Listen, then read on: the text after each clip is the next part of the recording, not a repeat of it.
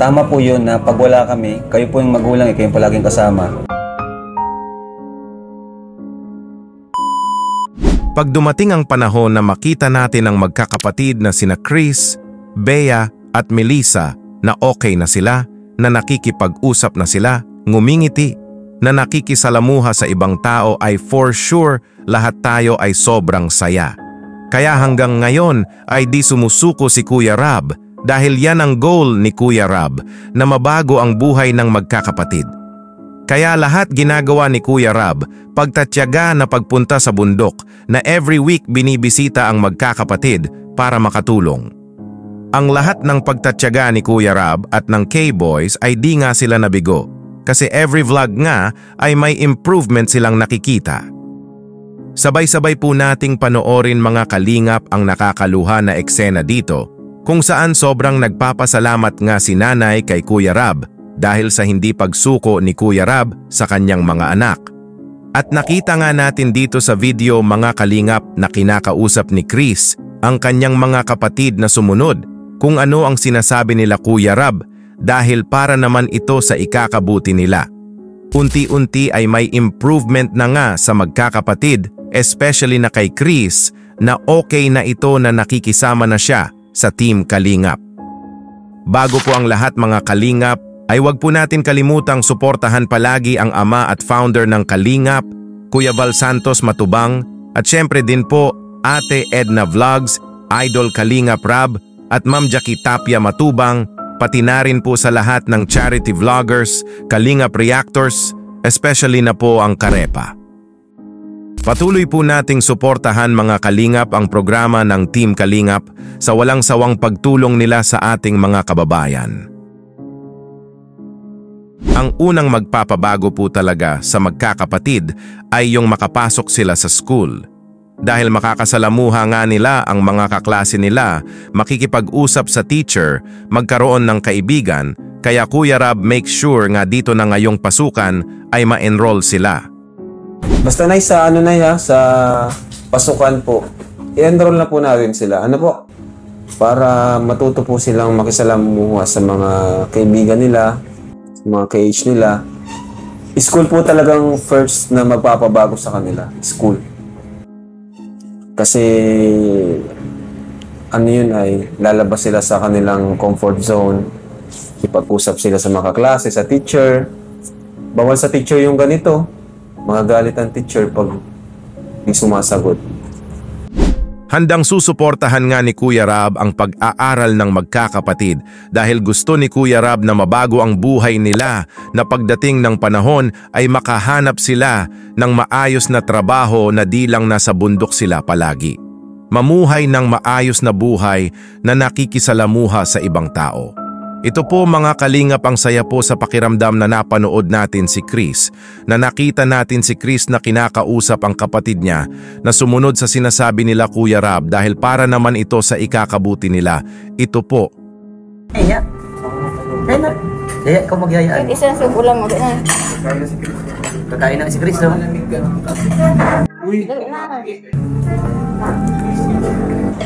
Uli na.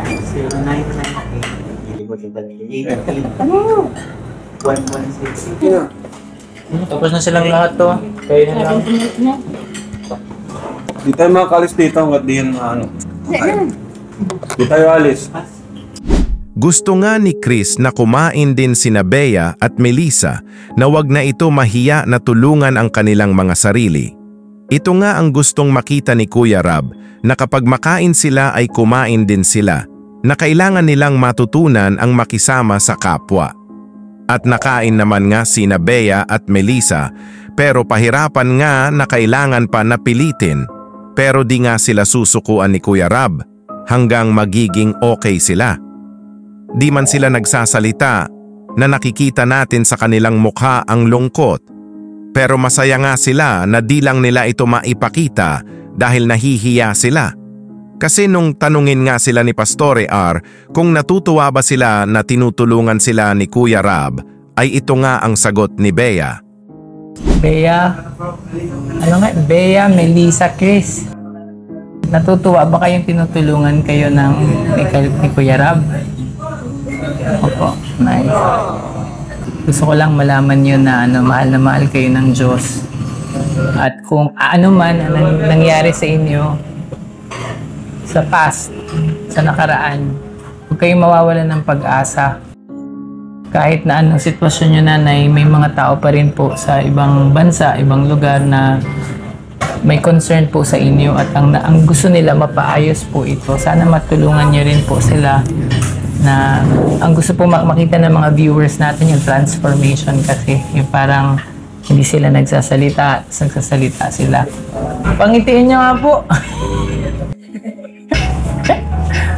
Gusto namin makita po one day yung mga ngiti nila.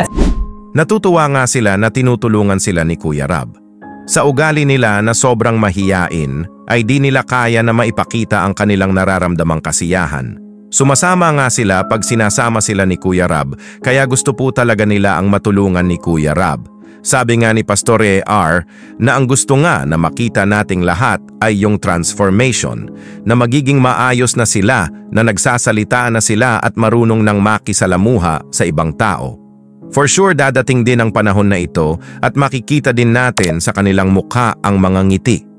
Ilang buwan na nga na na-vlog ni Kuya Rab ang magkakapatid na nagtatyaga po talaga si Kuya Rab na balikan sila nanay sa bundok, na di naman nabigo si Kuya Rab dahil may improvement naman si Kuya Rab na nakikita every vlog. Kahit paunti-unti ay ang mahalaga nag-i-improve sila, kaya masaya si Kuya Rab na nakita niya ito, kaya di po talaga susukuan ni Kuya Rab ang magkakapatid.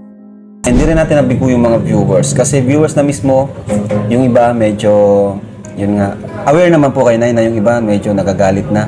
No po. Kasi yun nga po, di ba? Hindi sila nakain. Yan. Alam nyo naman po yun. Pero thank you na kasi pinagsabihan mo sila, kinausap nyo po sila. Tama po yun na pag wala kami, kayo po yung magulang, kayo yung palaging kasama. Palagi nyo po silang, kumbaga bibigyan ng mga advice no pagsasabihan nyo. So, sinunod naman nila kanina. Ano po? Although, medyo kailangan pang pilitin. Pero, at least, kumain na sila. Di gaya before na kahit anong pilit talaga natin, no? Di talaga sila kumakain. Pero, good job yun, Nay. And para kay Bea din. Bea, at ka tayo, Bea. Yan. Ayos sa sunod, kakain ka ulit? Kakain ka na ulit sa sunod? Yun. Ikaw din, Melissa. Kakain ka na sa sunod, Yun. May mga viewers na nga ang nagagalit dahil di nga sila kumakain pag nakain. Na-aware naman si nanay dahil nababasa ni nanay ang mga comment. Kaya palaging pinagsasabihan ni nanay ang kanyang mga anak. Successful naman nga ang vlog nila Kuya Rab sa magkakapatid dahil kumain na nga sila. Kailangan pa nga daw na pilitin, pero sabi naman nila Bea at Melissa na next time daw ay kakain na sila. Si Chris ay okay na nga kaya masaya si Kuya Rab para kay Chris. Nakita nga ni nanay kay Kuya Rab ang di pagsuko, pagtatyaga para lang matulungan ang mga anak niya at mabago ang buhay nila. Kaya sobrang nagpapasalamat si nanay kay Kuya Rab sa Team Kalingap na handa silang tulungan. Nakakaluha po talaga itong panoorin. Salamat Kuya Rab kasi po tinutulungan niyo po kami. Hindi po kayo nasasawa sa amin na magtulong. Kahit po hindi nasalita sila, nagtsatsaga pa rin po kayo. Ang mahalaga na is may improvement po tayo kada vlog. Ano po? So, salamat din po sa mga viewers. Ayan nyo po, masasanay din po yan. Masasanay din po sila. Lalo po nakapasok nila sa school. Matutuwa na lang ako pag someday, na sila, no? Yung talagang active. Ay, talagang matutuwa kaming lahat. Pati mga viewers. Ano po ang masasabi nyo mga kalingap? Just leave a comment lang po para malaman ko din po ang opinion nyo sa reaction video natin ngayon. Hanggang sa muli, maraming salamat po.